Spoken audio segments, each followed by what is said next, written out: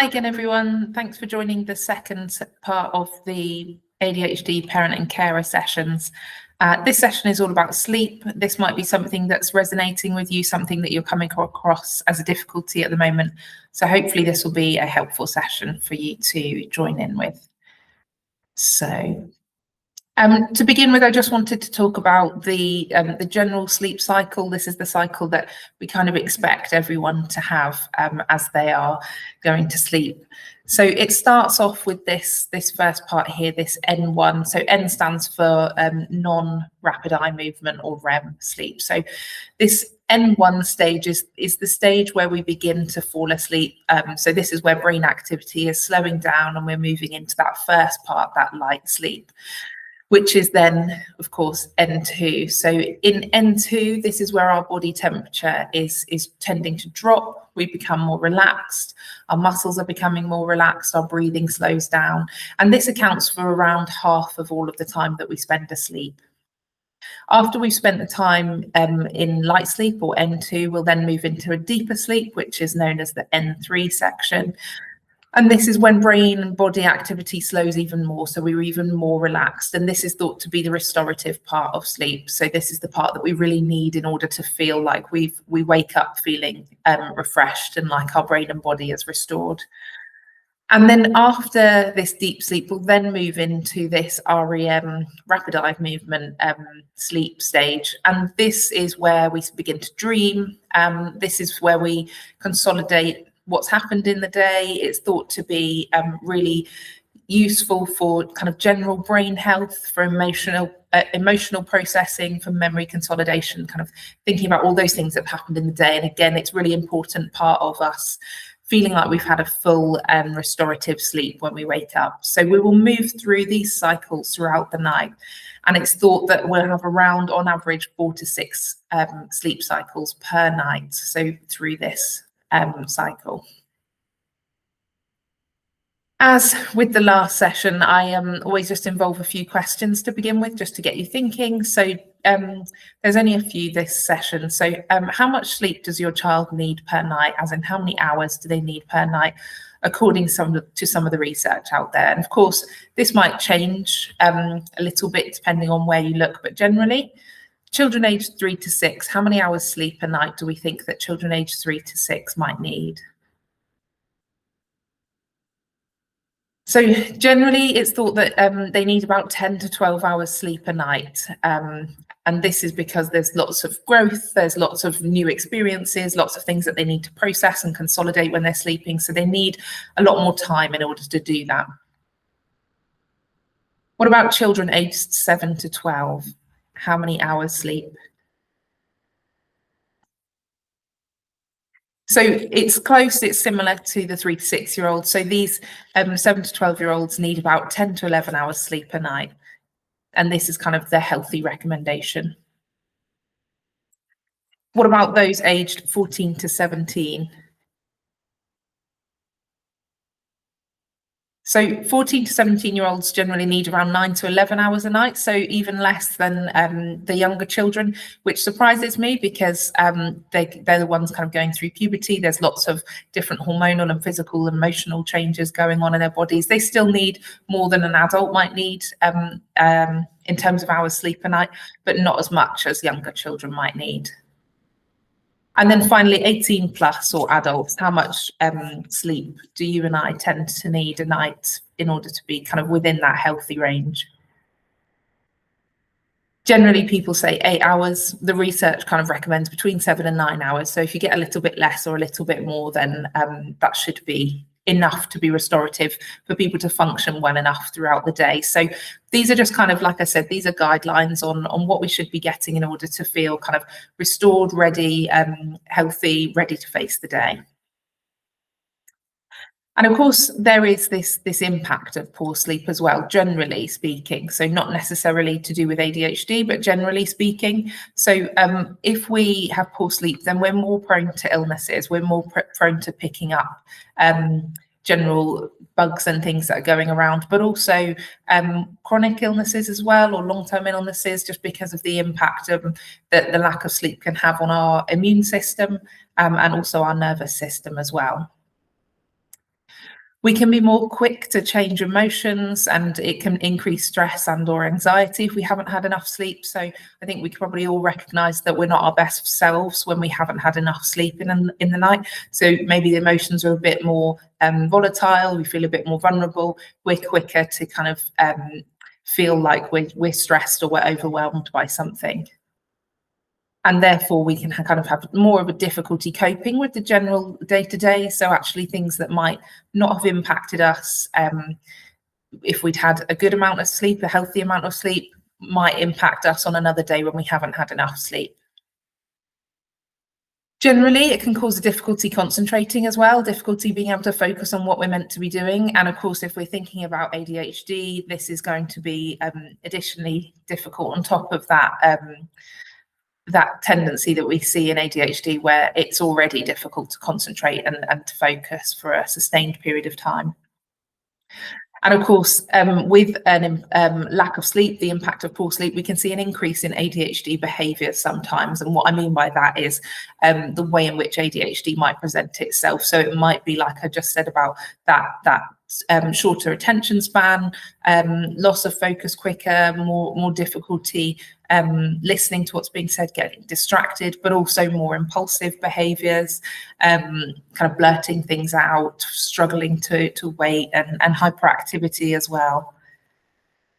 And generally kind of poorer daily functioning as well. So, you know, like I said, no one's their best self when they've had poor sleep, when they haven't had enough sleep. So generally functioning day to day is just much more difficult when we've had poor sleep. So thinking about sleep in ADHD and some of the things that we commonly come across. So quite often, children or even adults who have ADHD might come across bedtime resistance. This could be for a number of reasons. Part of the reason might be that sleep is generally more difficult, and so then bedtime leads to this feeling of anxiety or, you know, anticipation of not being able to get to sleep, and therefore there is going to be some resistance around that sometimes, and that can be really difficult, but also then feed into some of the problems around getting off to sleep as well, so delaying getting ready for bed and going to sleep. Another common problem that we see in ADHD is sleep duration. So those sleep cycles that I mentioned right at the start, they are often shorter or smaller within those who have ADHD. So there's often not enough time spent in each of those cycles in order for the things to happen that needs to happen in those different stages, so that they feel restorative and healthy. And this can also result in nighttime waking as well. So it's not just about kind of the duration of time spent asleep, but also lots of waking throughout the night as well. So kind of an interruption in the middle of some of those cycles or between those cycles as well. And of course, this can result in daytime sleepiness, but daytime sleepiness generally as well in ADHD. And as I mentioned, you know, sleep anxiety, that kind of anticipation of what's to come, knowing that it might be difficult to get to sleep or stay asleep, and knowing that the next day holds great expectations. So feeling kind of worried or concerned about being able to get enough sleep, which can, of course, negatively impact on being able to get to sleep as well. Lots of people with ADHD might have a sleep onset delay as well. So that difficulty getting to sleep is really difficult. So sometimes people don't necessarily struggle with waking up lots throughout the night, but it takes them a very, very long time to kind of be able to switch off and settle to sleep. So the onset of sleep, that first phase, that N1 stage, is it takes a very, very long time for the brain activity to slow, as we know in ADHD.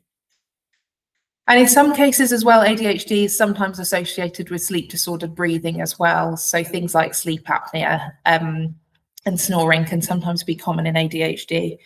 And some studies consider that it's around 50 to 75% of people with ADHD struggle with sleep in one way or another, or at one stage in their life. So it is generally a really common difficulty that we're coming across in ADHD. So, as I said, potentially something that you might be coming across as well with your young person. So thinking about some of the reasons why might this be? Why is this so common? Why are there so many different problems that we come across with sleep in ADHD? So, of course, in the last session, I was talking about the differences in the arousal and the alertness in the ADHD brain. And the thinking behind this is that, there's differences in being able to switch off at night. There's differences in, how quickly the brain is working, lots of thoughts coming up for someone. Their attentional abilities might change depending on the time of day. So the differences in the way in which the brain is sort of tuning into different things and focusing on things and being able to switch off from those, of course, makes it difficult to be able to go to sleep and feel rested. There's also some thinking that there's potentially a delay in the production of melatonin in people who have ADHD. So I'll talk more about melatonin in a little while, but melatonin is a really, really important hormone that we need in order to get to sleep. So there's some thinking that actually there might be a bit of a delay in that sort of settling into the body and that being kind of coursing through the body. So this might be one of the reasons why it's difficult to fall asleep with ADHD. There's also some thinking around ADHD as being generally night owls, so preferring the night time, spending more time kind of enjoying that time in the night. And I'll talk a bit more about that in a couple of slides' time. Having overactive thoughts, as I said, in ADHD, we know that there's this tendency to have lots of racing thoughts.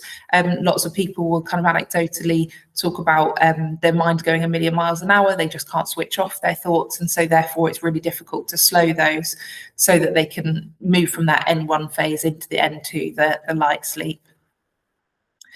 And sometimes even underactivity as well. So if you think about kind of the hyperactive side of ADHD, and if there's kind of if the day has not provided enough opportunity for those energy levels to be kind of used, someone might still feel like they've got lots of energy. There's kind of unspent energy there. So underactivity might be part of the reason why as well, that people feel physically kind of agitated rather than just kind of with their thoughts, that their body as well feels like it's still on the go. It can't switch off. It can't stop for the night in order to be able to sleep.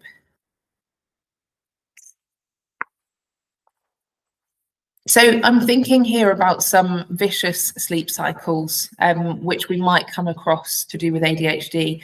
And I'm sure there's lots of different things that might feed into the reasons why sleep is challenging for ADHDers. But this is just kind of some of the things that I was thinking about and might resonate with you in terms of your child. So ADHD, as we know, can result in poor sleep for the reasons that I've already outlined. And poor sleep, of course, then results in fatigue, restlessness, and poor concentration the next day, in the mornings, those kinds of things. And this might lead to frustration, worry, and rumination. So if someone's feeling like they are not able to engage with the day that they're in the way that they like to, they might feel like it's even more difficult to concentrate than they normally do. So they might start to feel more frustrated with themselves. They might ruminate over what happened in the day, or they might worry about what's going to happen or how well they'll be able to cope. But of course, if we're doing those things, that will feed into poor sleep as well. And it will continue this cycle. So it can become a real difficulty. Another vicious cycle that I was thinking around was this kind of tendency in ADHD to have hyperactivity. And as I said in the last session, lower levels of dopamine in the body as well. And so what this can mean is that someone with ADHD generally during the day might feel bored, they might feel restless, they might feel like they've got too much energy. Like I said, that feeling of kind of unspent energy. And so then therefore there might be a difficulty switching off at night times because of this feeling, this kind of agitated restlessness feeling. And that then results in poor sleep, which can also feed into this kind of higher activity levels the next day, that higher agitation, and feeling like there's just kind of there's unspent energy there. And again, this cycle continues. And finally, another vicious cycle is that, of course, ADHD can come with difficulty focusing. And night times might provide kind of that quiet space, the first kind of opportunity in the day for thoughts to be free and just free flowing. So this is kind of linked to that night owl theory that I was talking about, in that when the days are really, really busy and there's lots going on, there's not often the opportunity for the ADHD mind to just kind of do what it needs to do. You know, all of these thoughts that are going a million miles an hour are also competing with the external, you know, things going on in the environment, the demands of school or whatever it is that's happening. So then actually once everyone else goes to bed and everything else is quiet, then those thoughts are able to kind of come alive, if you like. And then what happens, of course, is that this means that there's a real difficulty being able to switch off from that and turn those thoughts off, which of course can result in poor sleep. And as we know, poor sleep can also contribute to that difficulty focusing. So again, creates another vicious sleep cycle for ADHDers.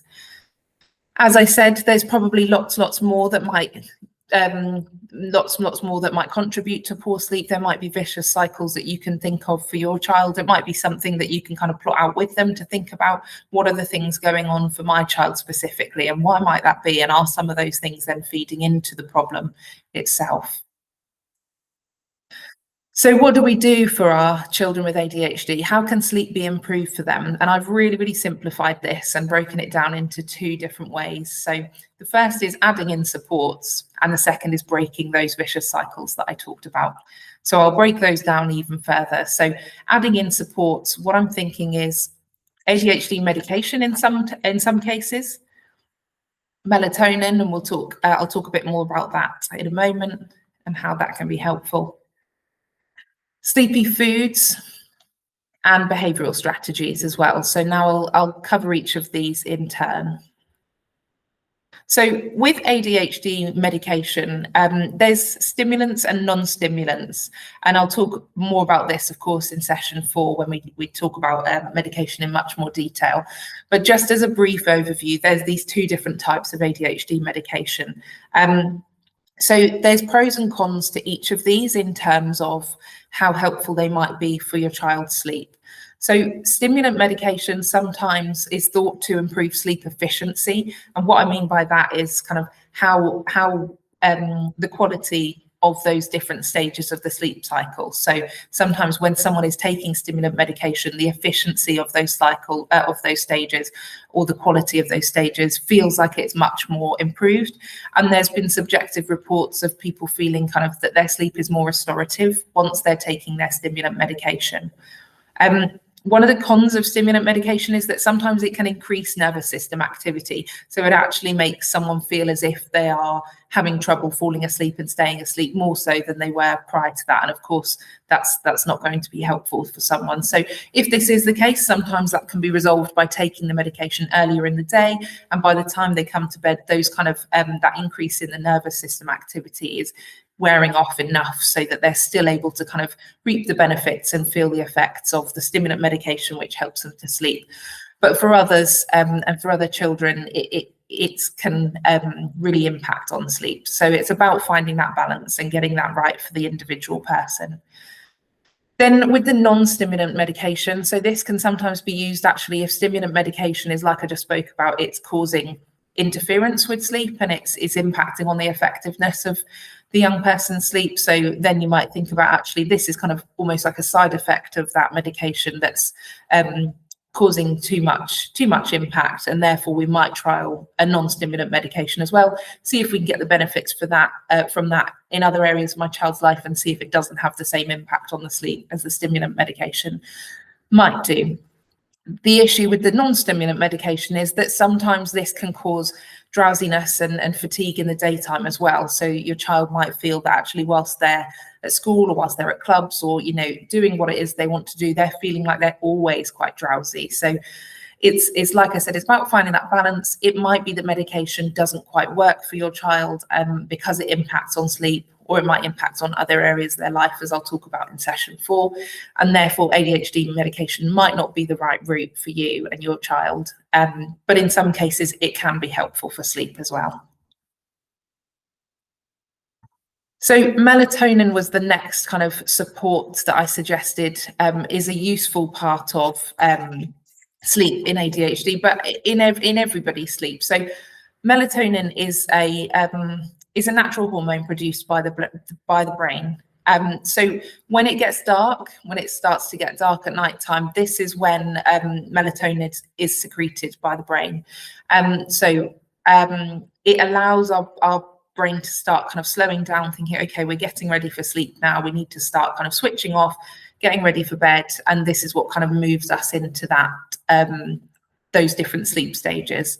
So, like I said, it's secreted when it's dark, and it slows when it's light. So we have melatonin kind of coursing through us whilst it's dark, and then when the sun starts to come up, melatonin slows down, which is why we then start to wake up gradually. So, of course, in the winter, when it's darker earlier, melatonin gets produced earlier on, which is why sometimes we feel sleepier earlier in the day, and then and why it's really difficult to wake up when it's kind of still pitch black outside in the mornings.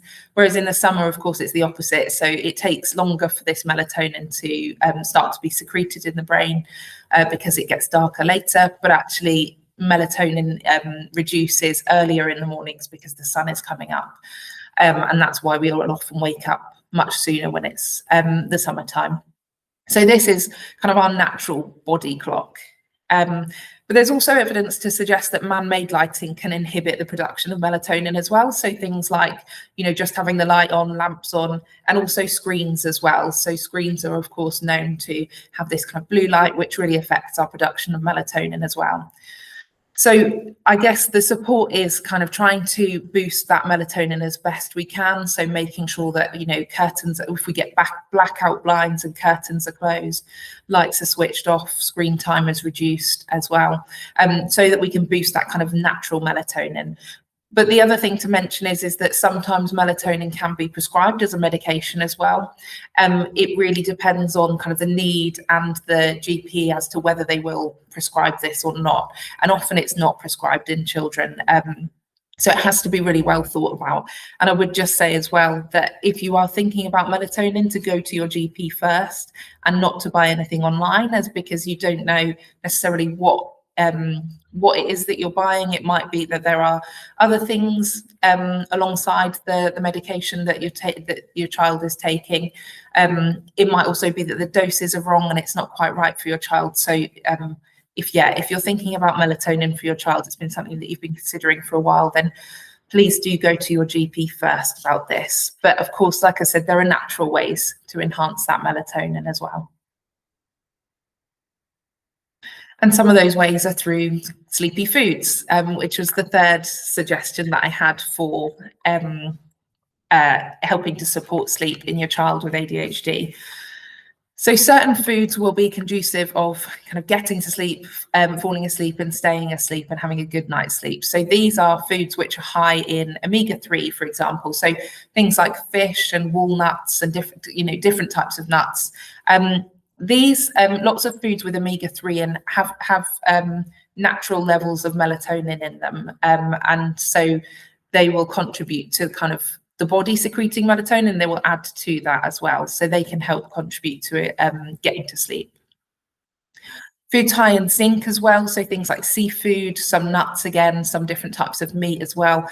These have something called tryptophan in them, and tryptophan is an amino acid which is like a precursor or like a jump start for melatonin. So it's kind of the bit before you get melatonin, and then once we have tryptophan, it's like a knock-on effect. It tells the brain to start producing the melatonin, and so then the melatonin kind of starts to be produced and it does its job for us. Lots of people might have heard about the effects of magnesium. Lots of people are starting to say kind of anecdotally that magnesium is really helpful.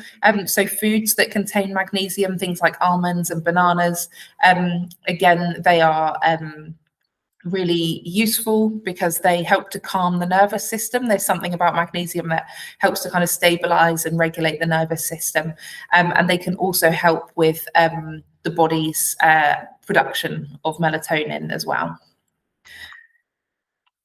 Protein, so of course things like meats and non-animal products that have protein in them as well, things like nuts.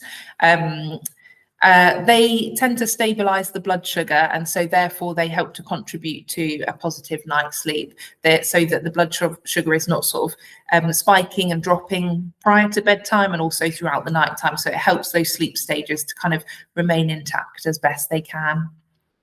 And then there's also other foods as well. So things like lots of dairy products, cherries also have melatonin in them naturally. So although it's only a very, very small amount in these foods, they will still contribute to that production of melatonin and that feeling of kind of being ready for sleep, being ready for rest. So that's sometimes why we, if we're struggling to sleep, if your child's struggling to sleep, you might say, have a glass of milk. It's not just a kind of placebo effect. It does have that natural melatonin in it as well. That being said, there is a lot to be said for the kind of the placebo effect as well. So sometimes kind of psychologically, these things could help to allow a child to feel sleepy enough that they're ready to get ready for bed, to start going to sleep. And the last kind of support that you might add in is sleep hygiene, and you've probably come across this before. So sleep hygiene is this kind of behavioural, environmental or cognitive or thought process that we can change in order to improve our sleep. And it's supposed to be the first line of treatment for sleep difficulties and ADHD. So prior to thinking about any kinds of medication at all, we would always encourage sleep hygiene first. And research suggests that this is effective for most sleep problems as well. So if we get it right, this can be really, really positive and have really good effects for someone who has ADHD. So what do we mean by sleep hygiene? Part of this is routine. So routine is really, really key. So everyone benefits from having a bedtime routine, even you and I. It's not just for those with ADHD or our children with ADHD. So having a routine is really key. It needs to be repeated and done in the same way every day in order to become a routine, in order for it to kind of naturally be taken on, and for someone to start to recognize those things almost like on autopilot, that day to day the routine just happens and someone starts to know that naturally these are the steps that need to happen and I'm going to be falling asleep. And it can help with that kind of, as I was talking about earlier, the anticipation and the anxiety leading up to sleep. If there's a clear routine and knowing what to expect, that can be really helpful in lots of ways. As I said, helps children to understand what to expect. So starting a sleep plan, how would you go about doing this? So I would say to identify at least 2 weeks to dedicate to your plan, and try to do this in times which are not disrupted. So for example, try to do this where you've got 2 weeks where there's nothing kind of out of the ordinary happening. You're not going away for the weekend, or there's not exciting plans at the weekend or in the evenings. It's not kind of half at school and half in a half-term holiday or school holidays. So make sure it's kind of consistent. Potentially during a school holiday as well might be helpful. So just kind of picking a time, 2 weeks, where it's going to be as least disrupted as possible, so that everything else can stay as consistent as possible, and the routine can be more established in that way. As I said, commit to being consistent, commit to making things the same every single night. Make sure that if you can, if your child goes to different households to go to sleep and stays over, make sure that that routine is as similar as it can be across those different households, across the different settings, so that that routine just becomes naturally ingrained. And of course, it's important to say that it might get worse before it gets better, because anytime we try to change anything, although it is a routine that's going to be consistent, initially introducing that is going to be a change. There might be resistance to it, there might be frustration around it. So it might get worse before it gets better, but do stick with it for those 2 weeks, just to trial and see how it goes. So an example of a routine is to start an hour before sleep time initially. So this can be reduced over time once you've got that routine established. You don't always have to start that hour before bedtime, but when you're introducing a sleep routine, it's usually helpful to start at least an hour, so that you've got enough time for those different steps, the routine to kind of be put in place, to be established. And then you can make it smaller, as I said. You can get it closer to bedtime, and so that not as much time needs to be spent in that preparation period. Part of the routine, as I said, is being as consistent as possible. So what this does mean, I'm afraid, is making sure that your child is waking at the same time every day, even at weekends. So when they have to wake up for school, waking them up at that time or as close to that time as you can get away with, even at weekends, just in order to get the physiological side of the body clock used to that as well. So the body's kind of getting used to waking at the same time, going to sleep at the same time, rather than having interference at the weekends or times where they're not at school, for example, as that will impact on, like I said, the body clock. If there are later nights, then someone's likely to sleep in later on, and then that kind of it goes and goes until someone kind of can't get to sleep until a lot later. They'll wake even later, and it just has a knock-on effect. So as best you can, try to stick with your child waking at the same time, even on weekends. I understand this is so much easier said than done. There will likely be some resistance to this. What I would say is try to be as collaborative with your child as possible.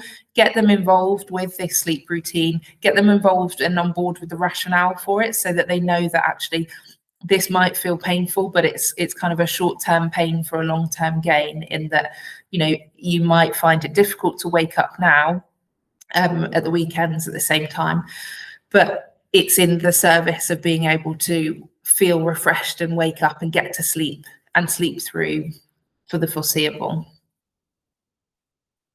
As I mentioned when I was talking about melatonin, turning off all screens at least an hour before bedtime, so that melatonin has a chance to start being produced, so that it's not being interfered with by any screens and lights. But also because of often what we're doing when we're on screens, if we're on social media, if your child is playing a game, for example, that can be very stimulating anyway. So it's going to also help to slowing that brain activity as well. And instead choose calming things to do as well as part of that routine. So it might be something like a jigsaw, colouring in, having a bath. Like I said, get them involved with that. Get your child involved with what they think might be something that would help them to feel calm. And then they can have more ownership, more autonomy over the routine and feel like they're part of it, and therefore will be more likely to get engaged with it as well. Snacks as well. So a bedtime snack, or part of, you know, this might be part of a bedtime routine. As I said, some of those sleepy foods might be really helpful, both physically because they will help to produce that melatonin, and also psychologically. You know, it can become part of the routine in knowing that when I have my snack, this is when I start to feel sleepy, and this is when I start to get ready for bed. So it just becomes part of that kind of expectation, so that the brain and the body has to do less thinking about, right, it's bedtime, and getting stressed out about it and what do I need to do. It just takes all of that kind of responsibility away, and the routine just becomes part of what is done, and is therefore a lot calmer. Having no sugar or caffeine around or near bedtime. Of course, these things can influence blood sugar, and also how easily it is for our body our brain to receive the signals that we're tired. So caffeine will block those signals. So no sugar or caffeine before bedtime. That being said, there is some, you know, like there are some ADHDers who will say that caffeine sometimes actually helps them to feel sleepier. This is kind of a paradoxical effect of the stimulation of the caffeine can sometimes regulate those really quick and lots of thoughts and the hyperactivity levels. So caffeine can sometimes regulate that and make someone feel like they're a bit more in control of what's going on, and therefore they feel like they're more able to fall asleep. In some cases, of course, caffeine is going to make someone feel wired. It's going to activate the nervous system. So it depends on the individual as to whether caffeine is a good thing or a bad thing. Closed curtains and dim lights, as I suggested, you know, because light is one of the most powerful things that we can do in order to help that melatonin production, and also to control and to rewire our body clock as well. So making sure that when we're getting ready for bed, things are kind of getting darker, getting ready. And keep things the same every night, as close as possible. So keep the order, the steps, how long you do each bit of the routine. Make sure that's as consistent as it can be. Quick wins in terms of sleep.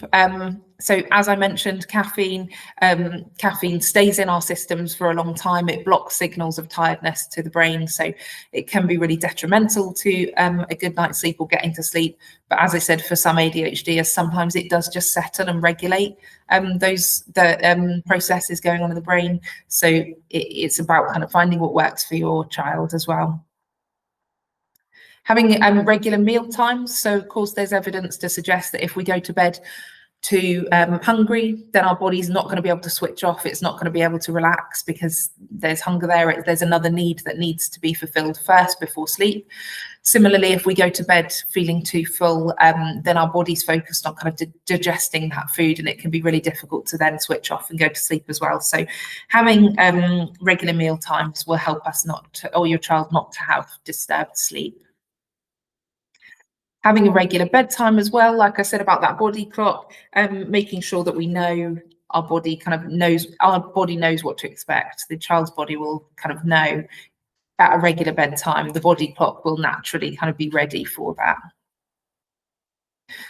Limiting naps as much as possible. So although some people might say, my child is just so exhausted after a day of school, they need to have a nap, otherwise they would burn out. That's fine. If someone really does need to have a nap, then they can. I would just say to try to limit it to a maximum of 20 minutes where you can, just so that they don't interfere with that body clock and with those sleep cycles. So once someone starts to nap for longer than 20 minutes, it can then interfere with body clock and when they might feel tired later on. And so trying to limit naps, kind of the amount of naps they're having, and also the time they're spending napping if they do have to have them as well. Light, as I keep saying, is the strongest way to kind of rewire our body clock to help that melatonin to start being produced. So dimming lights, turning off lights, shutting curtains, blackout blinds. Lots of people say that their child might need a night light. If that is the case, then a red light is probably the best option, as the UV rays, the light rays, are the least in a red light as well. So they'll interfere as little as possible if you have to go for any kind of light. Same with things like fairy lights, potentially, twinkly lights. They will be kind of conducive of relaxation. It might be something that your child really likes. So that can be really helpful. Room temperature as well. This can be a really, really big one, a really helpful one. So having a room that is too hot doesn't allow us to sleep well. It will often make us wake up too frequently. So we know that cooler temperatures are better in terms of better night's sleep, being able to get to sleep and stay asleep. Thinking about anything sensory going on as well. We know that ADHDers also have kind of sensory processing differences. So, is there anything that's causing them to struggle with their sleep? Are pajamas, night clothes uncomfortable? Are they scratchy? Are bed sheets uncomfortable? Is there a noise they can hear that's kind of really interfering with their ability to switch off? Is there something in their room that's kind of overstimulating?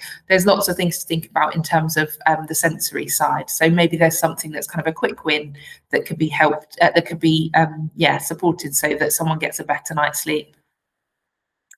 And finally, making the child's bedroom a haven. So again, working with the child to think about what will help them to feel like their bedroom is conducive of relaxation. It's safe, it's cozy, it feels like they're ready for sleep when they go there. So that's kind of what I was saying with that, those fairy lights or different things that they might have in their room in order to feel like, bedroom is a haven. It's something that I associate with sleep. And that point is really important as well, in that associating the bedroom with sleep will also help the child to begin to feel sleepy when they go to bed.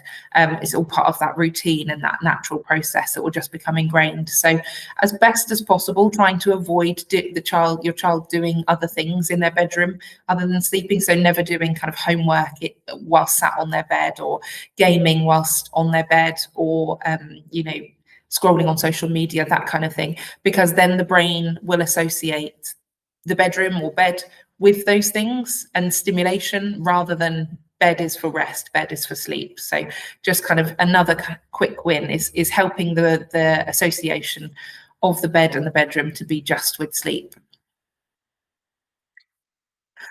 And then the second part I said about being able to support a better night's sleep for children with ADHD is breaking those vicious sleep cycles that I talked about. So I'll talk about each of those in turn now. So the first one was all about that kind of fatigue, restlessness, poor concentration, which can lead to frustration, worry, and rumination. So thinking about how to break this so that sleep can be improved might be doing things like worry diaries, having time doing relaxation exercises, and thought challenging as well. So worry diaries would be kind of a specific place, like a notebook or something that they have in order to write down any worries, frustrations, or things that they're ruminating on. And this is kind of a way to externalize what's going on up here for an ADHD, or as I said, those thoughts are very quick, there's lots of them, and it can feel overwhelming. So sometimes just writing them down is enough to externalize those thoughts. And they kind of think, right, that's dealt with now. That worry is there. I don't have to keep kind of going over and over it.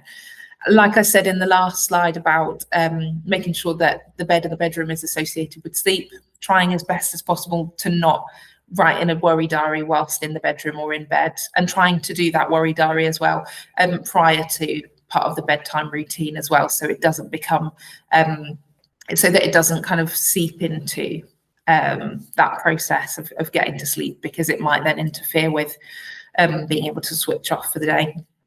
Things like relaxation techniques as well. I think on the next slide I've got some useful links and things that might be helpful for relaxation. And then thought challenging as well. So as I said in the previous session around the masking and the kind of self-esteem and self-belief, gently helping your child to kind of challenge any worries that they might have, any unrealistic thoughts or worries or unhelpful thoughts, getting them to think about alternative perspectives can be helpful in this sense.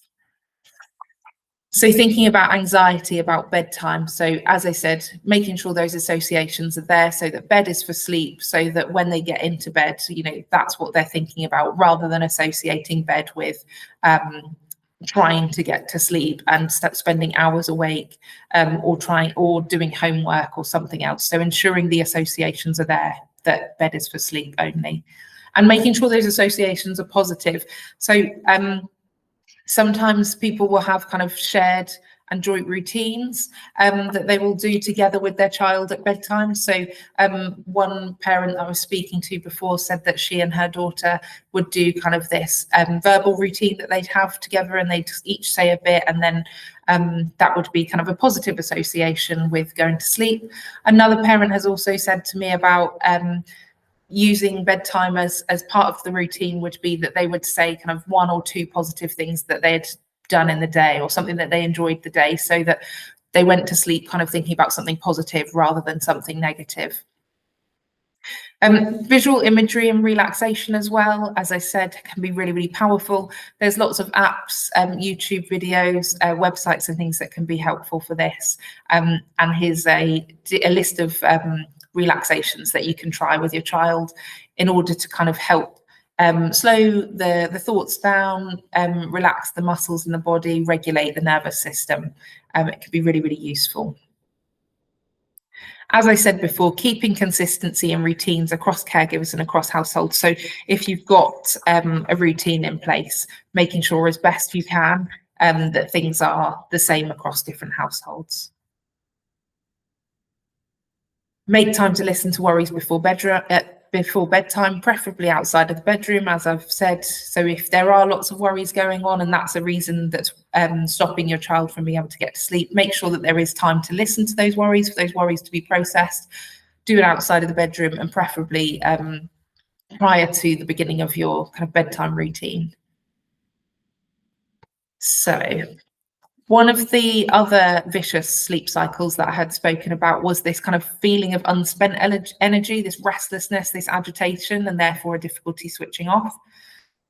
One of the ways you might be able to break this cycle is making sure that there are more activities, you know, if it's after a day of school, after school, doing things so that there is an opportunity to spend some of that energy, if you like, so that they feel like they've had that opportunity to use some of that. So things like sports clubs, just spending time outside, you know, going for dog walks if you've got one, or just going for a walk generally, doing something so that they kind of spend that energy, but again, not doing it too close to bedtime, because sometimes that can stimulate your child, and then it can cause difficulty being able to switch off anyway. So having kind of an opportunity for them to use up some of that unspent energy might help them to then be able to get to sleep later as well.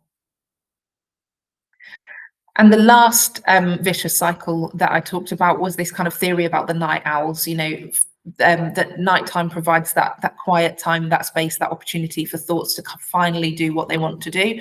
So in order to break this cycle, something that you might think about is to build in some time for them to be able to process their thoughts, building quiet time in the afternoon so that the thoughts have that opportunity to do what they want to do. It might be that they talk to you about them, or that they journal, or there's anything that they could do in order to have that quiet time to process those thoughts. Something that someone said to me before was actually, they said that their son seems to need both. So both the previous slide with that need to expend the energy, and their son also needed the opportunity to have that quiet time as well. So this parent was saying, what do I do? How do I manage both of those things? And I suppose you could build both of those things in. You could have quiet time and then activity time, or the other way around, or you could combine the two. So sometimes things like throwing a ball back and forth to each other, whilst the child being able to share what thoughts they're having, or asking questions, or whatever it is, sharing what worries they've got for the day. It will combine the two things that are needed there. So that time to process thoughts, whilst also engaging in an activity, or something like maybe going outside, being on a trampoline, those kinds of things. Get creative with it, get your child involved in kind of thinking about what might be helpful for them, and trial it and see. And if it doesn't work, maybe try something else. This is all about kind of your child's individual need and thinking about what would be helpful for them. So I think we're coming towards the end of this session, but just to think about sleep associations, so things we need for a good night's sleep. So it might be that we have kind of, like I said, those positive associations with having a good night's sleep. So your child might have like a particular pillow, or a particular background noise that's playing. It might be certain pajamas that they wear. It might be a certain snack they have. It might be a certain scent that they spray on their pillow. Those kinds of things that they kind of contribute to this idea of having a good night's sleep. So if those things help, encourage them as best you can, and as long as they're kind of healthy and positive, then encourage these kind of positive sleep associations. And it's key to maintain these bedtime associations. So if it is kind of a certain set of pajamas, that if they're going to a different household, making sure they have those pajamas with them.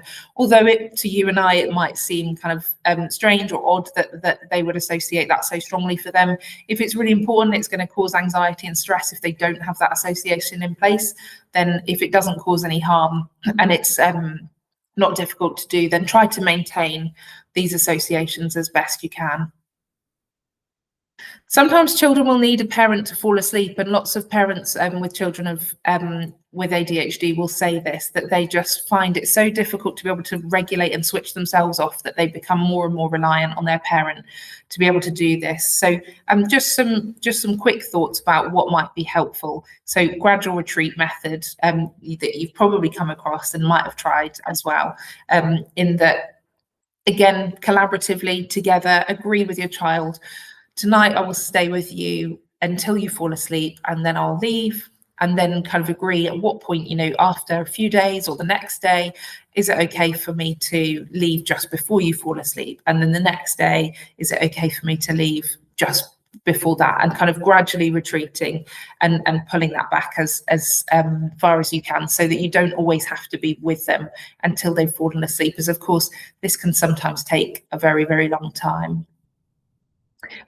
Which is going to affect your child's ability to be independent, to self-regulate, to be able to fall asleep, but also it's going to impact on your day-to-day as well. So this is something that's going to be helpful for you both.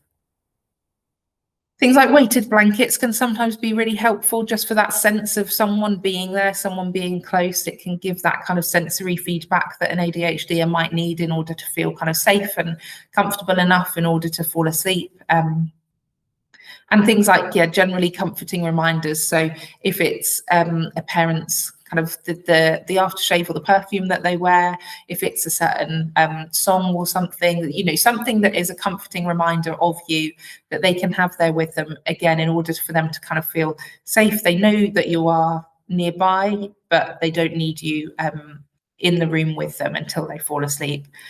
And as I said, before, having a joint routine as well sometimes, so doing something together, something that's positive, sometimes can help the child to feel that, you know, they don't necessarily need you for the entire time that they're trying to fall asleep. So having a joint routine, doing something together can be really positive if they need their parent to fall asleep. Just finally, I've got some resources here that might be helpful. So there's a self-help guide for better sleep available here, and there's a teens area as well. So this includes a downloadable book for teens to look through as well. So that's the end of this session. Hopefully it's been helpful to think about some different things, some different ideas, different strategies, different ways of approaching things and thinking about things. And the next session that I will see you on will be all about emotion regulation and mental health. Thank you.